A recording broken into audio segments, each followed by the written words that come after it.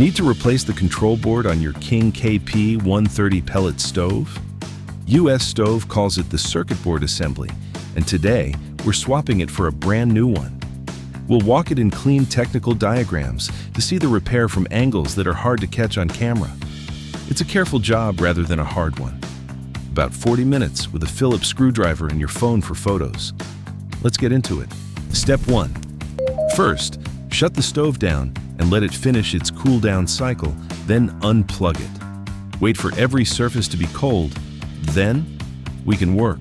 Step 2. The board is behind the left side panel, not the back one.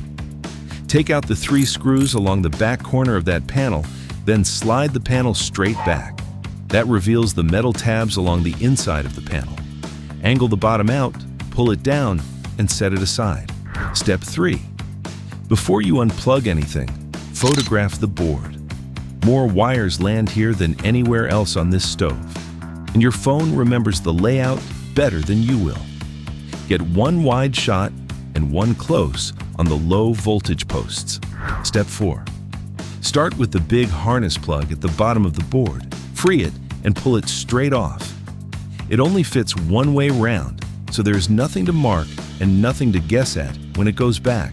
Step 5. Now the low voltage posts down the left edge. Pull the 2 temperature sensor leads, then the 2 pressure switch leads. And if there is a small black jumper across the T-stat posts, that jumper is yours to keep. No wall thermostat means it goes back on the new board, and a stove without it will not run right. Step 6. One more connection before the board is free. A flat ribbon runs from the top corner of the board up to the display, which is mounted on the outside of the panel. Ease that ribbon off. Then, take out the screws holding the board to the panel and lift the board away.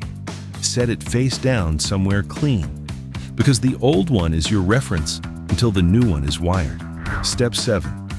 Sit the new board on the panel the same way round, with the display facing out through the cutout. Run the screws in and snug them evenly. Do not crank on them, you are threading into sheet metal. Step 8. Now put the wiring back in the order you took it off. Ribbon onto the top corner first, then the jumper on the T-stat posts if you had one, then the pressure switch leads, then the temperature sensor leads, and last the big harness plug until its latch clicks.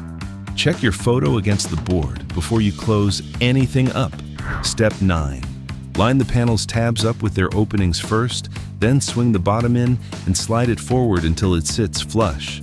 Run the 3 screws back in, plug the stove back in, and we are ready to test. Now, let's make sure it's working. First, the display lights up as soon as the stove has power.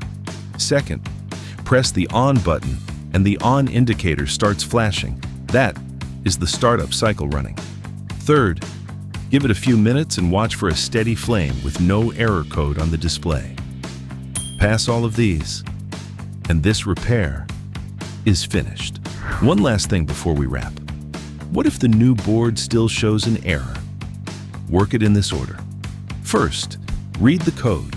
Error codes 5 through 8 are blown output fuses on the board itself, one each for the auger, the igniter, the draft fan, and the room fan, and a fuse is a far smaller fault than a board. Second, check the low voltage leads.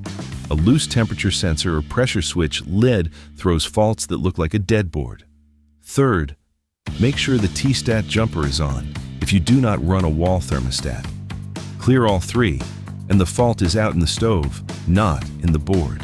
That's it. Everything we used is linked in the description below. If this video helped you out, please hit like and subscribe, and check out these other videos. Thanks for watching.